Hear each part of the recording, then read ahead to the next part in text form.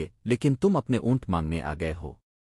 حضرت عبدالمطلب نے کہا، میں اونٹوں کا مالک ہوں، ان کی فکر کروں گا۔ خانہ کعبہ کا مالک اللہ ہے، وہ خود اس کی حفاظت کرے گا۔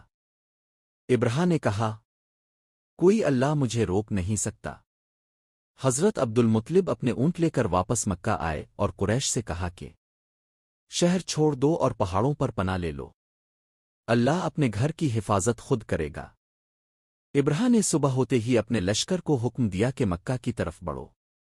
اس نے محمود نامی ہاتھی کو آگے کیا تاکہ وہ کعبہ کی دیواروں کو گرا دے، مگر اللہ کی قدرت یہ ہوئی کہ جب بھی ہاتھی کو کعبہ کی طرف موڑتے وہ بیٹھ جاتا، دوسری طرف موڑتے تو کھڑا ہو جاتا، لیکن کعبہ کی طرف چلنے سے انکار کر دیتا۔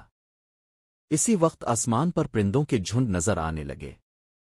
یہ پرندے ابابیل کہلاتے ہیں، جو چھوٹے سائز کے تھے مگر اللہ کے حکم سے دشمن کی تباہی کا سبب بنے۔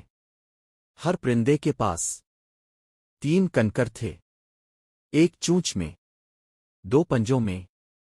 یہ کنکر آگ کے انگارے کی طرح جلتے ہوئے تھے۔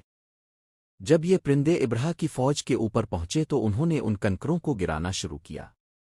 جس پر کنکر گرتا وہ اسی وقت جل کر ختم ہو جاتا، اس کا جسم گل سڑ کر کٹنے لگتا۔ ابرہہ کی ساری فوج تباہ ہو گئی۔ سپاہی چیختے چلاتے بھاگنے لگے۔ ان کا حال قرآن نے یوں بیان کیا، تو اللہ نے انہیں کھائے ہوئے بھس کی طرح کر دیا۔ یہ سب اس لیے ہوا کہ انہوں نے اللہ کے گھر پر حملہ کرنے کی گستاخی کی تھی۔ ابرہہ بھی زخمی ہو کر واپس یمن کی طرف بھاگا، مگر اس کا جسم گلنے سڑنے لگا۔ جب وہ یمن پہنچا تو اس کے دل کا گوشت پھٹ کر باہر آ گیا اور وہ مر گیا۔ سورۃ الفیل کا مکمل ترجمہ۔ کیا تم نے نہیں دیکھا کہ تمہارے رب نے ہاتھی والوں کے ساتھ کیا اس نے ان کی چال کو ناکام نہیں کر دیا اور ان پر پرندوں کے جھنڈ بھیجے جو ان پر پکی ہوئی مٹی کے پتھر پھینک رہے تھے، پس اللہ نے انہیں کھائے ہوئے بھس کی طرح کر دیا۔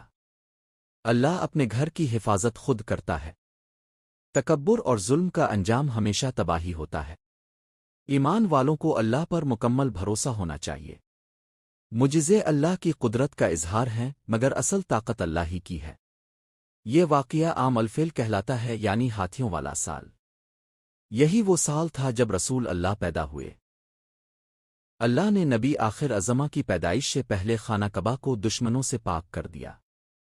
ابابیل کا واقعہ ہمیں یاد دلاتا ہے کہ اللہ تعالیٰ جب چاہے کمزور ترین مخلوق سے بھی بڑے بڑے دشمنوں کو ہرا دیتا ہے۔ آج بھی اگر مسلمان اللہ پر بھروسہ کریں تو کوئی طاقت انہیں نقصان نہیں پہنچا سکتی۔